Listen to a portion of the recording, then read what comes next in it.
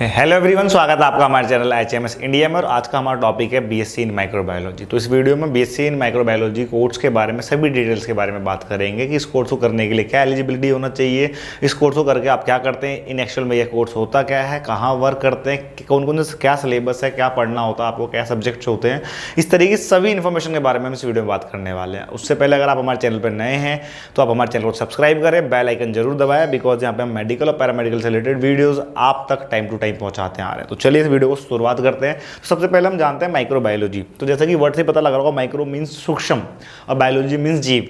तो देखिए ultimately microbiology के अंदर आप उस जीव के बारे में आप ठीक है पढ़ते हैं जिसको अपनी आंखों से नहीं देख सकते आप। मतलब माइक्रोबायोलॉजी में आप माइक्रो ऑर्गेनिज्म के बारे में पढ़ते हैं। और माइक्रो ऑर्गेनिजम्स क्या होते हैं? These are those organism which we can't see from our naked eyes, जिसे आप अपनी आंखों से नहीं देख सकते। मीन्स देखते आप आंखों से ही है लेकिन माइक्रोस्कोप की हेल्प से देखते हैं। जैसे कि आपने सुना होगा बैक्टीरिया या फंजाई सुना होगा आपने, वायरस सुना होगा। तो इन जीव के बारे में आप अल्टीमेटली जो है आप पढ़ते हैं कि इनका स्ट्रक्चर क्या है, फंक्शन क्या है और हमारे नॉर्मल लाइफ में किस तरीके से ठीक है आप इनका यूज़ कर सकते हैं, कहाँ कहाँ क्या है ये इनके फंक्शंस रहते हैं, किस तरीके से, इस तरीके की सारी इन्फॉर्मेशन जो है माइक्रोबायोलॉजी या माइक्रोब्स के बारे में आप माइक्रोबायोलॉजी के अंदर पढ़ते हैं। तो हम जानते हैं कि अगर आप ये कोर्स करना चाहते हैं तो इस कोर्स करने के लिए आपको क्या एलिजिबिलिटी होनी चाहिए। तो देखिए समझते हैं हम। तो इस कोर्स को करने के लिए आपके पास 12th के अंदर साइंस का होना बहुत ज़रूरी है।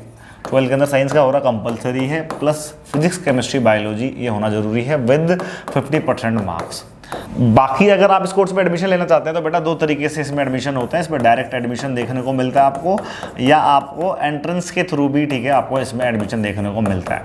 बाकी इस कोर्स को हम समझते हैं, इस कोर्स को करने के लिए कितना ड्यूरेशन लगता है। तो बेटा 3 साल का यह कोर्स होता है और आप 3 साल के अंदर इस कोर्स को कंप्लीट कर लेते हैं। अब बात करते हैं क्या सब्जेक्ट्स रहते हैं बेटा इसके अंदर, आप किस तरीके के ठीक है आप सब्जेक्ट्स के अंदर पढ़ते हैं। तो बेटा सब्जेक्ट की बात करूँ तो सबसे पहले आप माइक्रोबियल जेनेटिक्स पढ़ते हैं, फिर उसके बाद माइक्रोबियल फिजियोलॉजी पढ़ते हैं, फिर माइक्रोबियल इकोलॉजी पढ़ते हैं, इम्यूनोलॉजी पढ़ते हैं, मेडिकल माइक्रोबायोलॉजी पढ़ते हैं, इंडस्ट्रियल माइक्रोबायोलॉजी करते हैं। ये आपके ठीक है जो मेन सब्जेक्ट है, कंपल्सिव सब्जेक्ट है जो आपको पढ़ने होते हैं। उसके बाद मैं बात करूँ इलेक्टिव सब्जेक्ट, मतलब इलेक्टिव सब्जेक्ट ये सब्जेक्ट होते हैं पढ़ते तो आप ग्रेजुएशन में हैं, लेकिन अगर आप चाहते हैं मास्टर्स करना तो इन्हीं में से कोई एक सब्जेक्ट लेके आप ठीक है इसके अंदर आप आगे अपना मास्टर्स कर सकते हैं। बात करते हैं इलेक्टिव सब्जेक्ट में आप क्या पढ़ते हैं। तो आप इलेक्टिव सब्जेक्ट में वायरोलॉजी पढ़ते हैं, मीन्स वायरस के बारे में पढ़ते हैं, बायोटेक्नोलॉजी पढ़ते हैं इलेक्टिव सब्जेक्ट में, या जेनेटिक्स इंजीनियरिंग वाले सब्जेक्ट पढ़ते हैं, फूड माइक्रोबायोलॉजी पढ़ते हैं, एग्रीकल्चर माइक्रोबायोलॉजी पढ़ते हैं। तो इलेक्ट्रिक आपके सब्जेक्ट्स होते हैं, इलेक्टिव सब्जेक्ट्स होते हैं। अब बात करते हैं करियर अपॉर्चुनिटी की। तो करियर अपॉर्चुनिटी के अंदर आप देख सकते हैं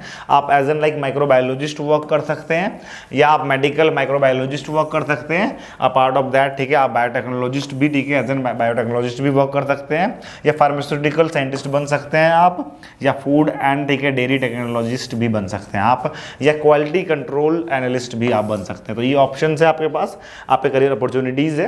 तो इस कोर्स को करके आप अपने करियर को बहुत अच्छा बना सकते हैं। अर्निंग की बात करूँ तो अर्निंग बेटर ठीक है आपकी एज एन फ्रेशर 20K से आपकी सैलरी स्टार्ट होती है और आपकी 50K तक आपकी सैलरी जाती है। डिपेंड करता है आप किस तरीके के ऑर्गेनाइजेशन में कर रहे हैं। कमाने को आप लाखों भी कमा सकते हैं इस कोर्स के अंदर। लाइक अगर आप एज एन ठीक है माइक्रोबायोलॉजिस्ट या रिसर्च साइंटिस्ट का वर्क करते हैं तो उसमें लाखों भी अर्न कर सकते हैं। डिपेंड करेगा आपके स्किल पे, कितना टाइम आपने इस फील्ड को दिया है, इन सब सभी चीज़ों पर डिपेंड करता है आप कितना अर्न करते हैं।